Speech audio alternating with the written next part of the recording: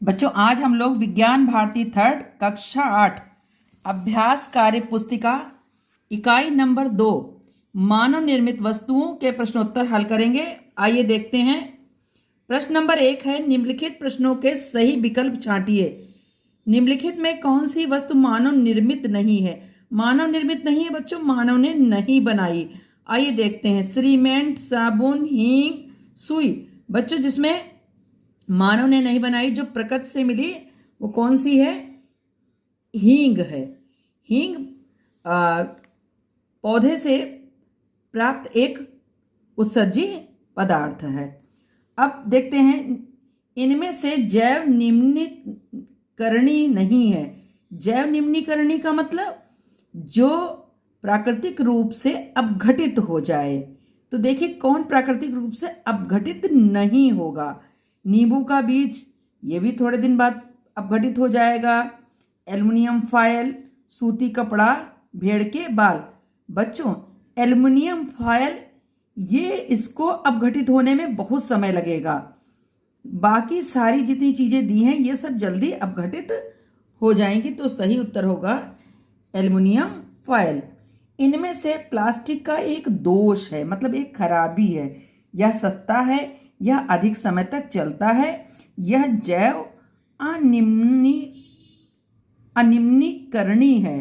बच्चों ये सही जवाब है इस प्रश्न के अनुसार कि यह जैव अनिम्नी है, यानी ये बहुत आसानी से विघटित नहीं होगा। ये एक प्लास्टिक का बड़ा दोष है, बाकी ये सब ठीक है।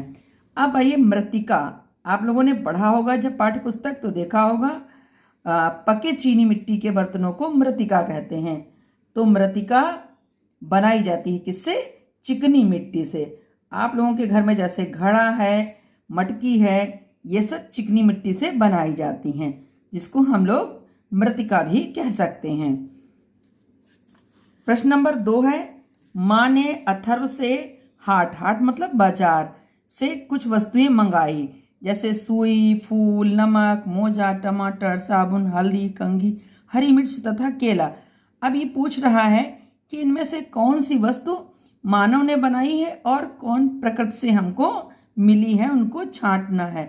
तो सुई मानव ने बनाई, मोजा मानव ने बनाया, साबुन मानव ने बनाया, कंघी मानव ने बनाया।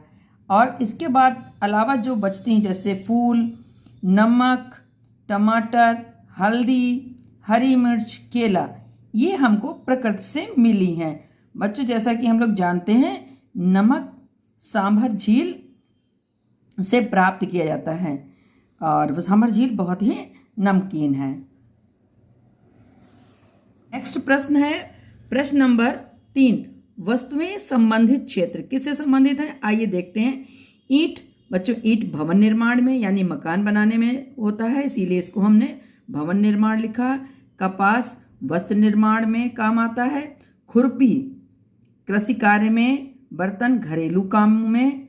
एंटीबायोटिक ये औषधि में, ये चिकित्सा के क्षेत्र में काम आते हैं। निम्नलिखित कथनों के सम्मुख सत्य अथवा असत्य लिखिए। तो प्लास्टिक का पुनः चक्रण करके इसका उपयोग नहीं किया जा सकता। बच्चों जो थर्मोप्लास्टिक होती है उसको हम बार बार प्रयोग कर सकते हैं। तो जो इन्होंने लिखा इनके अनुसार गलत लिखा। टेफ्लॉन नॉन स्टिक बर्तन पर ऊष्मा प्रतिरोधी परत चढ़ाने के काम आता है, ये सही है।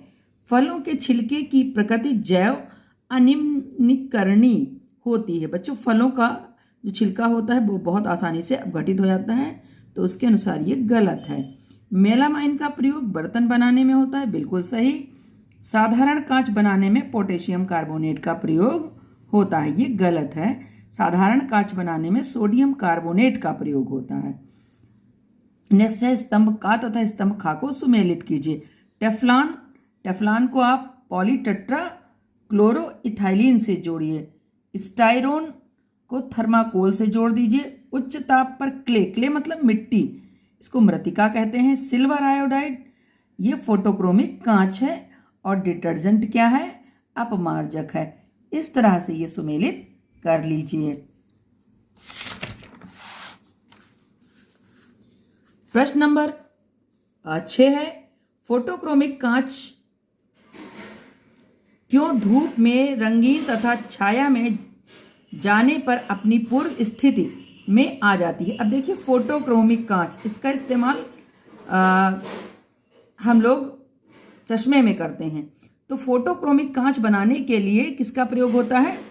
सिल्वर आयोडाइड का प्रयोग होता है। बच्चों, सिल्वर आयोडाइड का संकेत है सिल्वर आयोडाइड, इसका होता है फार्मूला AgI।